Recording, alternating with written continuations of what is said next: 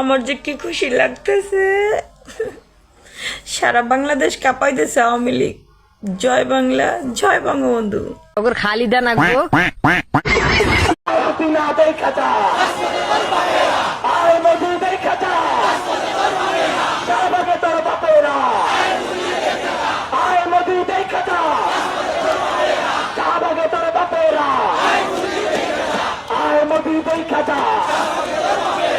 हाय हाय इतना सुकून।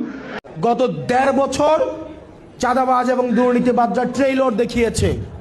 এটা ট্রেইলর, পিকচার আবি বাকি হে। গত ১.৫ বছর আপনারা দেখেছেন চাঁদাবাজ এবং দুর্নীতিবাজদের ট্রেইলর।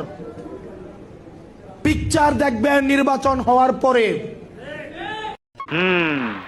এই জামাত ইসলামী বাংলাদেশের যারাই করবে তারাই কাফের। বোকাচোদা কয় কি?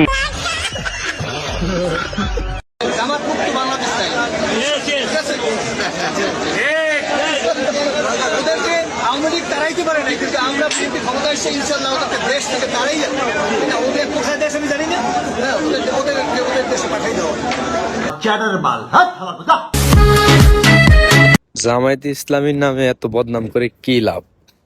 বদনাম করে কি আর জনগণ থেকে ভালোবাসা ছিনিয়ে নিতে পারবেন? আপনারা যে তো তাদের নামে বদনাম করবেন, গিবত গাইবেন, আল্লাহ তাআলা তাতে সমান আরো বাড়িয়ে দিবে। সঠিক বলেছেন। আমি নাম ধরেই বলি, বাংলাদেশ জাতীয়তাবাদী দল বিএনপির বর্তমান প্রধান হচ্ছেন ম্যাডাম বেগম খালেদা জিয়া। তো তারেক রহমানের ছবি বিএনপির কোনো প্রার্থী যদি ব্যবহার করে, আপনাকে প্রথমেই তার উপরে এই বিধিমালা প্রয়োগ করতে হবে এবং সেটা প্রয়োগ করে আপনার সক্ষমতা প্রমাণ করতে হবে যে নির্বাচনী বিধিমালা স্পষ্ট করে বলা আছে শুধুমাত্র দলীয় প্রধানের ছবি ব্যবহার করা যাবে।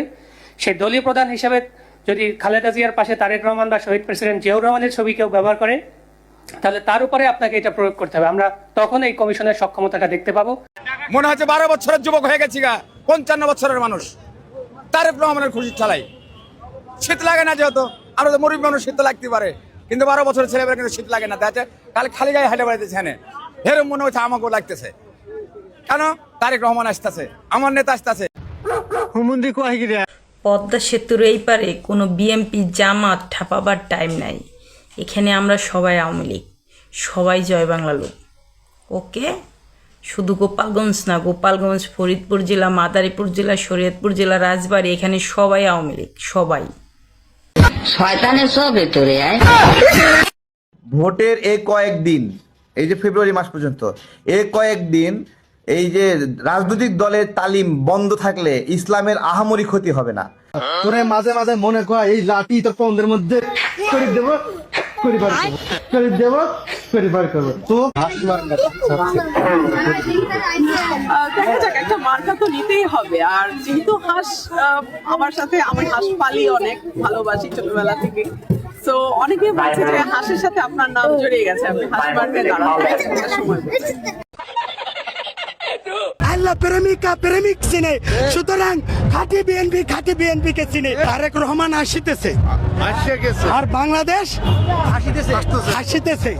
কিন্তু ভাই, আমি কিন্তু এখনো হাসতেছি না, এখনো আমি হাসবো না পুরোপুরি, একটু হাসবো। কারণ তারেক রহমানের এই সরকার সিকিউরিটি যদি না দিতে পারে তাহলে আমি হাসি কেমনে? আমরা শহীদ রাষ্ট্রপতি জিয়াউর রহমানকে হারাইছি, আমাদের বুকের একটা ধন আছে, কোকো ভাইকে হারাইছি, আমরা তারেককে কোনো অবস্থায় হারাইতে চাই না। চাকরি পায়নি তাদের জন্য আমরা শিক্ষিত বেকার ভাতার একটা ব্যবস্থা রাখার চিন্তা ভাবনা করছি। তাদেরও তো লাইফ আছে, তাদেরকে তো মানে একটা কিছু তো ব্যবস্থা করতে হবে, মানুষগুলো তো বেঁচে থাকতে হবে। আমরা আমাদের যুবকরা কারো কাছ থেকে বেকার ভাতা গ্রহণ করুক তা দেখতেও চাই না, শুনতেও চাই না। প্রতিটি যুবকের হাতকে দেশ গড়ার কারিগরের হাতে পরিণত করতে চাই, প্রত্যেকটি হাতে কাজ তুলে দিতে চাই।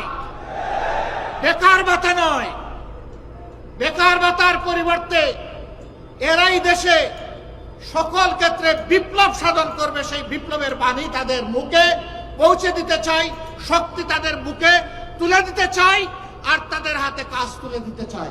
ঠিক বলেছো। আধিপত্যবাদ শক্তির গুপ্তচরেরা বিভিন্নভাবে ষড়যন্ত্রে এখন লিপ্ত রয়েছে। আমাদেরকে ধৈর্যশীল হতে হবে, আমাদেরকে ধৈর্য ধারণ করতে হবে।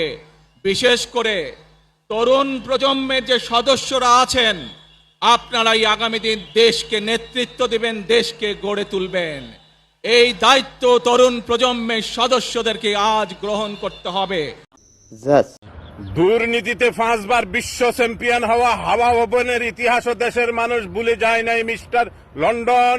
71-এর ভারতের লিখিত বস্তা ফসা ইতিহাসের কথা দেশের মানুষকে আপনি স্মরণ করিয়ে দিচ্ছেন।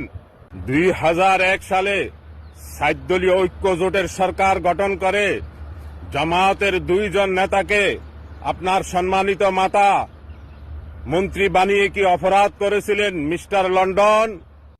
আপনার দলের চাঁদাবাজদের চাঁদা বন্ধ করে আপনার সম্মানিত মাতা পিতার সম্মান রক্ষার্থে জনগণের কাছে আসার চেষ্টা করুন। নিঃসন্দেহে তুই ঠিক কথা বলেছিস। এবার নির্বাচনে কঠিন খেলা হবে।